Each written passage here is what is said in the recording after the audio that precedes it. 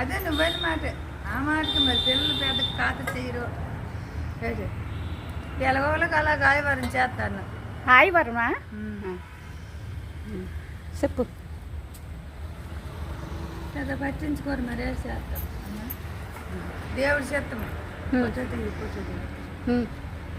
చెప్పు ఆదివారం అంటే ఇలా భిక్షాటన శాతం చేసుకుంటాను అంటే పిల్లలు పట్టించుకోకపోవడం. పిల్లలు వైజాగ్లో ఉన్నారు.